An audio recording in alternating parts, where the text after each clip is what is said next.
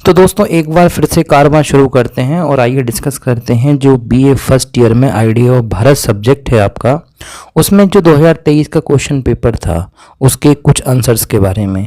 तो जैसा कि आप मेरे पिछले वीडियोस को देख चुके ही होंगे, ऐसा मुझे लगता भी है। और दोस्तों उन वीडियोस में मैंने आपके लिए एक एक करके दो तीन तीन क्वेश्चन के वीडियोस थे जिसमें मैंने आपके लिए विथ आंसर समझाया हुआ है कि किस तरह के क्वेश्चंस पूछेगा और उनका आंसर क्या हो सकता है। अब जैसा कि मैं आपसे प्रॉमिस किया था मेरे पिछले वीडियो में कि भैया मैं आपके लिए लास्ट क्वेश्चन बचा है हमारे शॉर्ट आंसर्स का इस 2023 idea of Bharat question paper का, वो मैं आपको जरूर बताऊंगा। तो दोस्तों वीडियो लेकर आया गया हूं और देख सकते हैं स्क्रीन पर यहाँ पर क्लियरली लिखा हुआ है कि क्या है आपका 10वां क्वेश्चन। 10वां क्वेश्चन बिल्कुल साफ बोल रहा है कि कंसेप्ट ऑफ एग्रीकल्चर बताना है आपको एंशिएंट इंडिया में। तो आपके सिलेबस में जैसा कि आप लोग जानते हैं आइडिया ऑफ भारत के कि बहुत सारी चीज़ें हैं, जिसमें से एक है आपका कि प्राचीन समय में एग्रीकल्चर कैसे होता था भारत में। तो चलिए डिस्कस करते हैं किस तरह से प्राचीन समय में एग्रीकल्चर होता था, क्या टेक्नोलॉजी थी, क्या प्रोसेस थी, भारत कैसे महागुरु था एग्रीकल्चर के सेक्टर में। तो दोस्तों आंसर आप देख सकते हैं, यहाँ पर आंसर में आपको लिखा हुआ है कि रिसर्च इंडिकेट्स, रिसर्च ये बताती है कि एग्रीकल्चर डेवलपमेंट जो है साउथ एशिया में उसकी 2 स्टेजेस मानी गई हैं। यदि हम बात करें शुरुआती स्टेज की, जिसको आप अर्लियर स्टेज बोलेंगे, तो चलिए इसको डिस्कस करते हैं। लिखे हुआ है यहाँ पर कि डेट की बात करें तो जैसे कि आप जानते हैं हिस्ट्री सब्जेक्ट में कोई फिक्स डेट तो होती नहीं है, बहुत ही कम ऐसा हम बोल सकते हैं कोई फिक्स डेट हो। और जब बात होती है हज़ारों साल पुरानी तो वहाँ पर तो एक एस्टिमेट यानी कि एक हम बोल सकते हैं कि एक गैस करना पड़ता है चीज़ों को कि हाँ इतनी पुरानी बात होगी। तो डेटिंग रफली 9500 to 7500 बीपी यानी कि हम बोल सकते हैं कि बिफोर द प्रेजेंट एज जो है एग्रीकल्चर की शुरुआत हुई थी। कहाँ हुई थी दोस्तों? इन पार्ट्स ऑफ पाकिस्तान। क्यों? क्योंकि दोस्तों पाकिस्तान आज आप बोल रहे हैं बट उस समय तो ये क्या था, हमारे भारत का हिस्सा था। तो पाकिस्तान जहाँ पर आता है वो एरिया कहलाता था उस समय भारत का नॉर्थ वेस्टर्न पार्ट। यहाँ पर एग्रीकल्चर की शुरुआत हुई थी। और यदि हम कुछ साइट्स की बात करें जहाँ से इतिहासकारों को यानी कि आर्कियोलॉजिस्ट को एग्रीकल्चर संबंधित साक्ष्य मतलब प्रूफ मिले हुए हैं, तो उसमें आप देख सकते हैं एक साइट का नाम है मेहरगढ़। यहाँ से कुछ एविडेंस मिले हुए हैं, जैसे कि एविडेंस के तौर पर बारले मतलब क्या होता है, धान। तो धान के साक्ष्य मिले हैं कि भाई धान यहाँ के लोग उस समय बोया करते थे। और साथ में सप्लीमेंटेड विद सम व्हीट, और धान के साथ वो कुछ बीच बीच में गेहूं को भी बोया करते थे। आगे क्या बताया हुआ है आपके लिए कि जो धान की खेती होती थी वो एक वेल डेवलप्ड डोमेस्टिकेट 6 रो बारले का बोल सकते हैं एरिया था। तो कहने का मतलब मेरा ये है कि जैसे आज आप देखते हैं ज़्यादातर लोग जो इस वीडियो को देख रहे हैं वो जानते होंगे कि धान की बुआई कैसे होती है। और दोस्तों धान का मौसम जो है जिस समय इस वीडियो को बना रहा हूँ उस समय मौसम चल भी रहा है, तो आपको पता होगा कि इस तरह से धान जो होती है उसके लिए खेतों में इस तरह के बॉक्स बनाए जाते हैं और उन बॉक्सों में धान की बुआई होती है। पहले पानी भरा जाता है और उसके बाद फिर धान लगाई जाती है।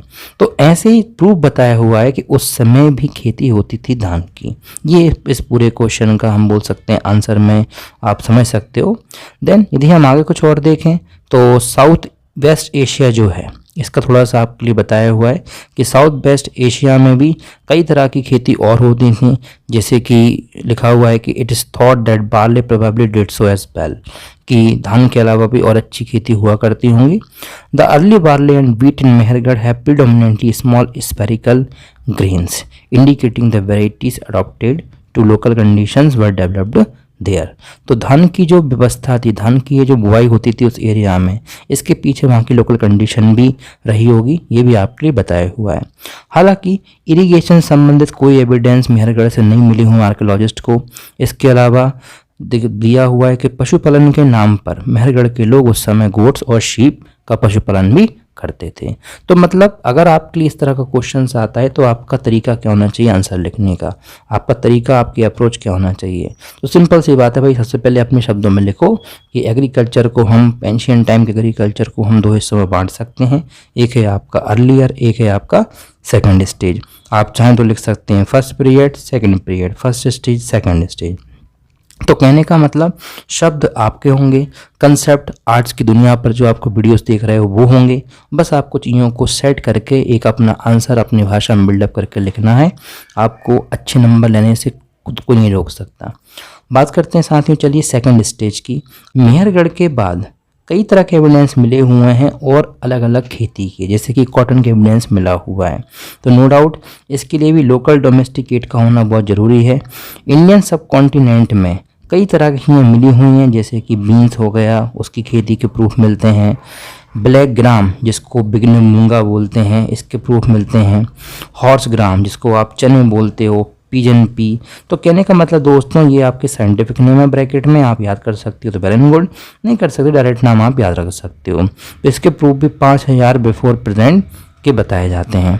तो ये आप थोड़ा सा समझ सकते हैं कि जो भी खेती हम आज कर रहे हैं, जो भी हमारे किसान भाई जो खेती कर रहे हैं, बहुत सारे साक्ष्य 7000 साल, 8000 साल, 9000 साल पुराने हैं खेती के हमारे प्यारे भारत देश में। बात करते हैं दोस्तों, चलिए अब एग्रीकल्चर से रिलेटेड कुछ और चीज़ें। एग्रीकल्चर में लिखा हुआ है यहाँ पर कि agriculture was well established through out most of the sub continent. पूरा 6000-5000 साल पहले ये समझ लीजिए आप कि भारत के ज़्यादातर हिस्से में खेती की शुरुआत हो गई थी आज के मॉडर्न हिस्ट्री के पीरियड में। और एलुवियल प्लेन्स की मैं बात करूँ तो जैसे कि इंडस रिवर आप जानते ही हैं, ये पाकिस्तान को आज पानी दे रही है रिवर। तो दोस्तों एलुवियल प्लेन से मतलब कि एलुवियल सॉइल इस रिवर में इसकी मदद से ज़्यादा होती थी। तो जैसा कि आप जानते हैं कि 2500 साल पुरानी सभ्यता है मोहनजोदारो, जिसको आप इंडस वैली सिविलाइजेशन भी बोलते हैं। तो हड़प्पा, मोहनजोदारो, यहाँ पर भी कहीं ना कहीं एग्रीकल्चर होता था, ये साक्ष्य भी मिलते हैं। और इस सिंधु नदी की वजह से मोहनजोदारो शहर, हड़प्पा जैसे शहर विकसित हुए होंगे, ये भी हमको पता चलता है। दिस सोसाइटी यानी कि Indus valley civilisation known as the Harappan और इंडस वैली सिविलाइजेशन, ये फ्लोरिश हुई कब तक? 4000 बिफोर प्रेजेंट तक। तो बीपी जहाँ लिखा हुआ वहाँ समझ लो कि आज से 4000 साल पहले, ये उसको समझने का थोड़ा सा तरीका है। बात करते हैं दोस्तों इसके अलावा और कुछ चीज़ों की हम। हड़प्पन सोसाइटी वॉज रिमार्केबल, जो हड़प्पन समाज है, सोसाइटी है, ये रिमार्केबल था for their homogeneous nature, individual independence and technical peer of the early civilisations of China and Egypt. तो उस समय चाइना इजिप्ट में सिविलाइजेशंस थी वो भी थी, और पैरेलली हमारी सिविलाइजेशन जिसको आप बोलते हैं इंडस वैली, ये भी थी। खेती की बात कर रहे हैं तो खेती का ये कोर्स आगे भी पढ़ना पड़ेगा, समझना पड़ेगा। तो आप देख सकते हैं लिखा हुआ है बार्ले एंड व्हीट, यानी कि धान और गेहूं जो है वो उनकी खेती होती थी इस डेट में, यानी कि 4000 साल पहले। साथ में सीसम, इसके अलावा फील्ड पी, लेंटिल्स, ये सब भी कुछ अलग अदर क्रॉप्स थी other than barley and wheat. जानवरों की बात मैं आपको बता चुका था, फिर भी यहाँ पर नाम लिखा हो, आप रीड आउट कर सकते हो। In addition to the domestication of great variety of animals, cotton की खेती हो गई, इसके अलावा हम बोल सकते हैं कि प्लांट्स डिफरेंट टाइप्स की, इन सब की भी खेती की जाती थी। और साथ में दोस्तों हमारा भारत उस समय एक वर्ल्ड की फेमस टेक्सटाइल इंडस्ट्री के तौर पे जाना जाता था। तो कहने का मतलब ये कि ये मत सोचना कि बस अंग्रेजों के आने के बाद अंग्रेज हमारे देश से कॉटन को ले गए, नहीं। हमारे देश का कॉटन दोस्तों हज़ारों साल पुराना है, इसलिए कहीं ना कहीं भारत से सबसे ज़्यादा हम बोल सकते हैं कि जो कपड़ा है या जो रॉ मटेरियल है कपड़े का, वो एक्सपोर्ट होता है। इसके अलावा और भी कुछ एविडेंसेस मिलते हैं जो बताते हैं एग्रीकल्चर के बारे में, कॉटन के प्रोडक्शन के बारे में। तो कुछ आर्कियोलॉजिकल एविडेंस और मिलते हैं जो बताते हैं कि cereals could have been sown in the fall on inundated land after the annual flooding of the river, कि मेनली जो इस तरह की खेती है जो अनाज कहलाती है, इसकी खेती फ्लड के बाद, मतलब नदियों में जो बाढ़ आती थी उसके बाद जब मिट्टी गीली होती थी, इसको अपन एलुवियल बोलते हैं सॉइल, उस टाइम पे की जाती थी। इंडस वैली के लोग were engaged in a great deal of commerce, Indus valley के लोग व्यापार खूब करते थे क्योंकि इनके पास अच्छा खासा इंडस रिवर का एक बोल सकते हैं कि ट्रांसपोर्टेशन नेटवर्क था, और साथ में इनके पास अच्छा खासा सी ट्रैफिक था।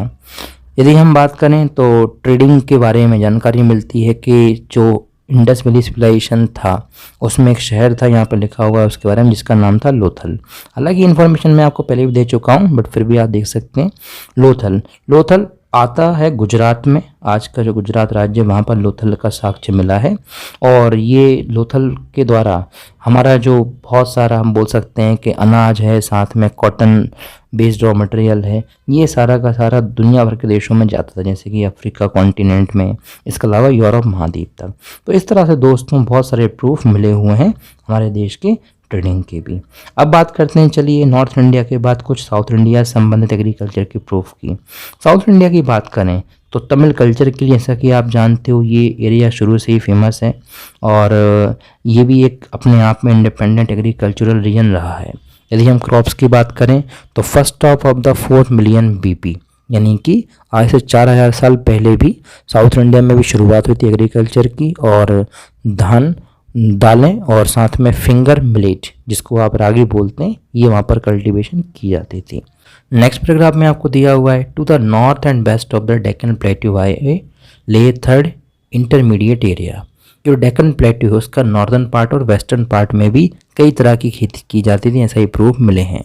लोथल की बात करें, रंगपुर की बात करें, जैसा कि आपको मैंने बताया ये सारी जगहें इंडस वैली सिविलाइजेशन की मानी जाती हैं, लेकिन ये सभी एरियाज दोस्तों लेटर हड़प्पन पीरियड के लिए भी जाने जाते हैं, क्योंकि जब मैंने आपको पढ़ाया था मेरे कई पुराने वीडियो से लगभग 1 साल पुराने इंडस वैली के बारे में, मैंने आपको बताया था कि इंडस वैली भी 2 हिस्सों में आप बांट सकते हैं, एक है अर्ली इंडस वैली सिविलाइजेशन, एक है लेटर इंडस वैली सिविलाइजेशन। तो दोस्तों आई होप इस तरह से आपके लिए ये पैराग्राफ कंप्लीट समझ में आ गया होगा। इसके अलावा तो अब बात करते हैं जो वर्तमान में हमारे भारत में एग्रीकल्चर है उसके बारे में, कि लगभग 3000 वर्ष पूर्व गंगा और उसके आसपास के इलाकों में, गंगा के जो क्षेत्र हैं जैसे कि यूपी हो गया, इसके अलावा पंजाब रीजन हो गया, इसके अलावा हम बोल सकते हैं कि जो पूरा नॉर्थ इंडिया का जो बेल्ट है जिसमें एलुवियल सॉइल बड़ी ज़्यादा मात्रा में मिलती है, यहाँ पर भी दोस्तों इस तरह से एग्रीकल्चर शुरू किया गया।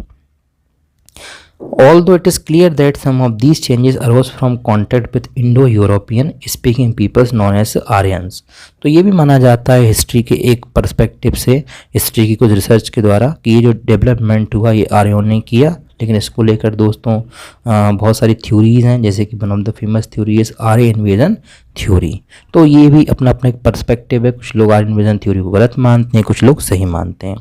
तो वेरियस फॉर्म्स ऑफ एक्सचेंज, आगे क्या लिखा हुआ है, कई तरह के एक्सचेंज फॉर्म्स के द्वारा ये जो पूरा हमारा रीजन है भारत का, इसमें हॉर्स कॉइनेज, ब्राह्मी स्क्रिप्ट, इसके अलावा वैदिक टेक्स्ट, इन सब की शुरुआत हुई। तो इस तरह के रिटर्न सोर्सेज भी मिलते हैं, साथ में आर्कियोलॉजिकल एविडेंसेज भी मिलते हैं, क्योंकि जब आर्कियोलॉजिकल एविडेंसेज मिल जाते हैं रिटर्न सोर्सेज के साथ तो हिस्ट्री को समझना दोस्तों बहुत ज़्यादा मजबूत हो जाता है। हिस्ट्री के बारे में इन्फॉर्मेशन है हम उसको ऑथेंटिक मान सकते हैं। तो आई होप दोस्तों इस तरह की जो इन्फॉर्मेशन थी इस वीडियो के माध्यम से मैं आपको समझा पाया हूँ, और ये हमारा लास्ट क्वेश्चन था शॉर्ट आंसर टाइप क्वेश्चन का, जो हम नेक्स्ट वीडियो लेकर आएंगे इस सीरीज़ में। सीरीज़ मतलब आपको वीडियो तो बहुत सारे मिलेंगे, लेकिन आईडिया ऑफ भारत 2023 का जो क्वेश्चन पेपर उसकी सॉल्यूशन की सीरीज में जो वीडियो लाऊंगा उसमें मैं आपके लिए करवाने वाला हूँ लॉन्ग आंसर टाइप क्वेश्चन, क्योंकि क्वेश्चन पेपर में शॉर्ट आंसर हो गए हमारे तो लॉन्ग आंसर भी रहे हैं, तो वो हमें पढ़ना पड़ेंगे, तभी हमारा क्वेश्चन पेपर का जो पूरा सॉल्यूशन है वो कंप्लीट हो पाएगा।